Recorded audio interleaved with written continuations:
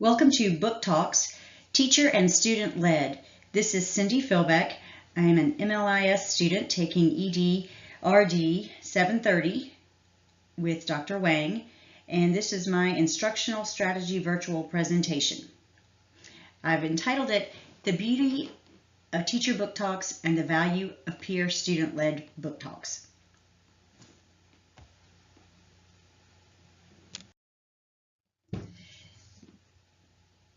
There are many guidelines that you have for book talks, and the first one I'd like to mention is to just simply bring the book. Many students forget this little item, and it's the most important. Bring your book, then state the genre, name of the book, and author, and illustrator if there is one. Keep it brief. Your suggested time for a book talk is 1 to 4 minutes.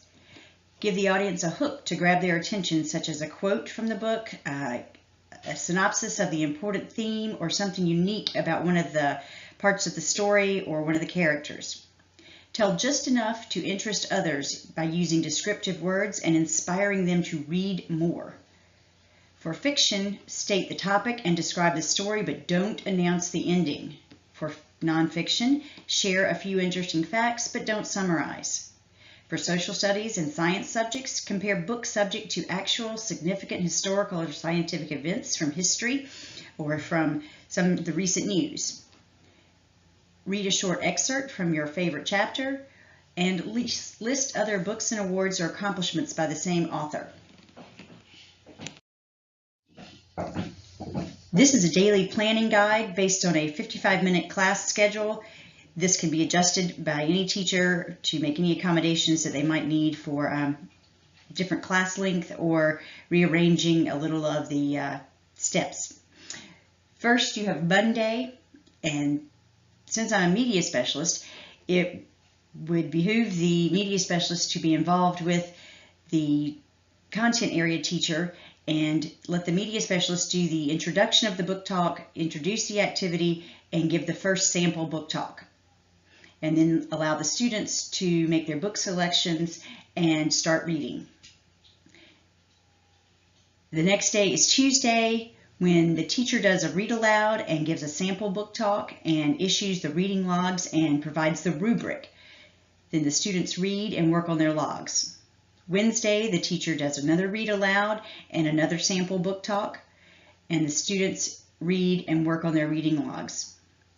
On Thursday, the teacher does not do a read aloud because she's provided at least 2 examples and the media specialist has provided an example. So this is the day that the teacher reviews the rubric, takes any questions, and offers students the option of presenting live or video, and the students get to work on their actual recording or writing their scripts. Friday, or further into the following week, if the time doesn't allow, the students would present their book talks either live or from their iPads.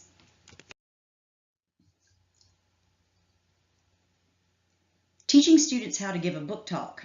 These are the basic steps. Any teacher could modify it, but they would be, at this point, something you could use for any grade level, and they would help with disciplinary literacy across the content areas because they are adaptable. Step 1 is to read. Choose a book you love, even if it's a book that you've read before. If we're doing book talks, it's okay to choose a book that you adore, and that way you're going to speak passionately about it. You want to annotate the book with sticky notes and continue to read and annotate, read and annotate. Step number 2 is to look at the rubric, review it, ask any questions, make notes, make sure that anything that you are finding is aligning, or seek further help from teachers.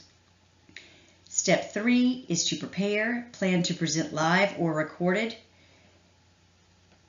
Write your book talk script or create a set or choose props. Choose an excerpt to read and practice.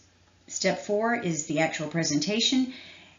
And if it's live, or if it's on video and the student is being seen, make eye contact and smile, have good facial expression, use vivid descriptions verbally and animations.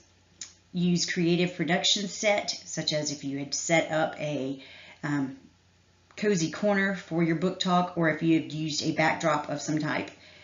You may also read an excerpt from your book during the presentation.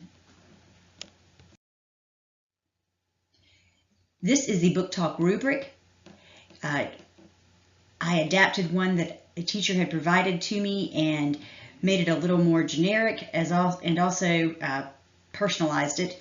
So you may link to that rubric by clicking on that link right there, link to the rubric, and it is a PDF that is adaptable. There are modifications by grade level or content area. For older grades, a fiction book assignment can make a video production. It can be mandatory and sets can be constructed.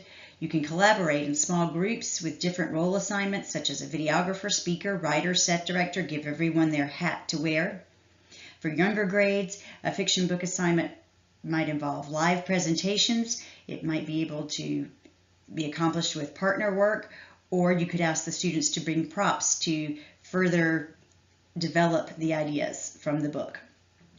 For different content areas like social studies, science, math, or related arts, students can review a nonfiction book or an autobiography of a person influential to the content area, and they may be able to link that to something in real life or something that they have studied. There are recommendations that we'd like to make for book talks. There are always many good book talk lists. Good Notes has a popular middle school book list.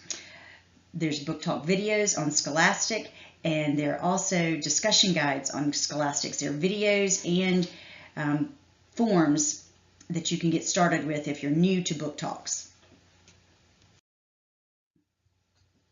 The ALA, American Library Association, has many recommendations, and this student-created book talk PDF is one of their foremost publications that will help any teacher align a book talk lesson plan with recommended standards from the ALA and Common Core. Sample book talks by students. The first is a simple student book talk of just a student being recorded while they're in class. The second is a jazzy student book talk that has a lot more graphics and animation to it. You can watch those at your own convenience, and I will move to the next slide where we show book talks with a set and teachers giving a book talk in a sort of talk show setting. But it gives you ideas on ways that you can approach book talks very simply or creatively.